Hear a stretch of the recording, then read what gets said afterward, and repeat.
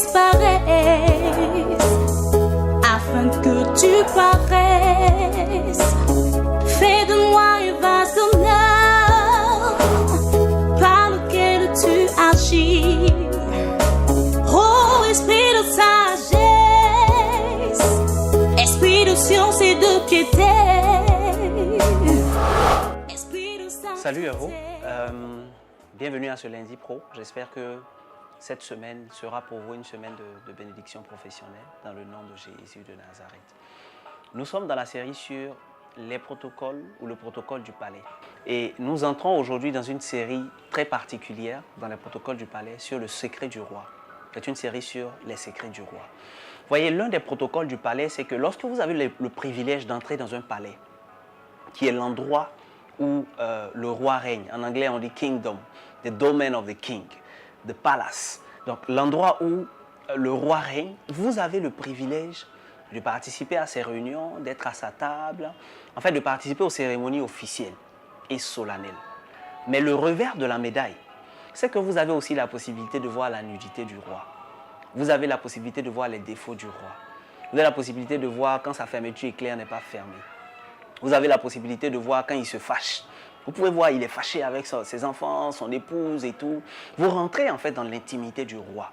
Et si vous voulez aller loin, et si vous voulez justement rester dans ce palais et réussir un jour même à accéder au trône, vous avez le devoir de garder, de préserver et de conserver les secrets du roi.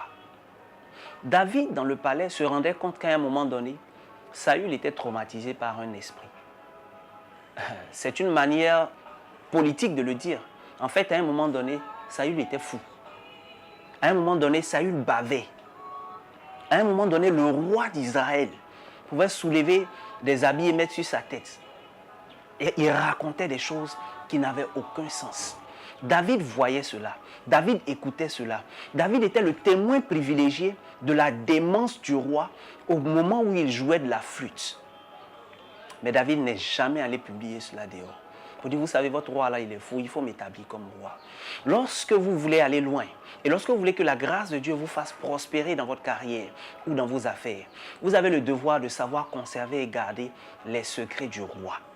Vous voyez, dans la Bible, il y a l'exemple d'un monsieur qui s'appelait Noé. À un moment donné, après que toute la terre soit partie sous l'effet du déluge, Noé, un jour, va boire.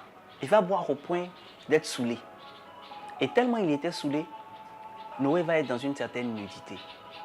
Et la Bible déclare qu'il y a un de ses fils qui est venu, qui a vu sa nudité, qui allait raconter à ses amis.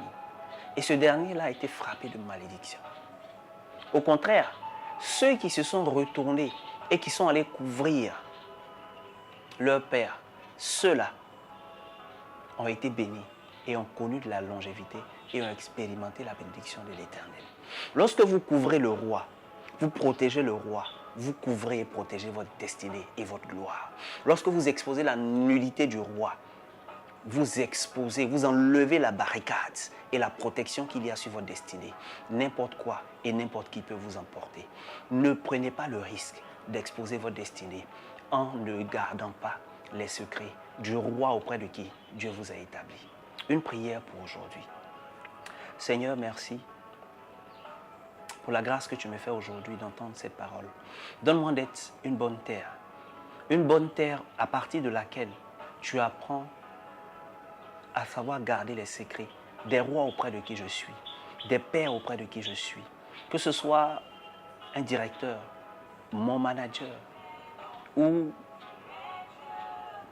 mon père ou mon mentor. Apprends-moi à savoir couvrir mon père. Apprends-moi à savoir protéger mon père, mon mentor, mon roi. Dans le nom de Jésus. Amen. Merci pour votre attention et à lundi prochain. Dieu vous bénisse. Oh, esprit de sagesse, esprit de science et de piété.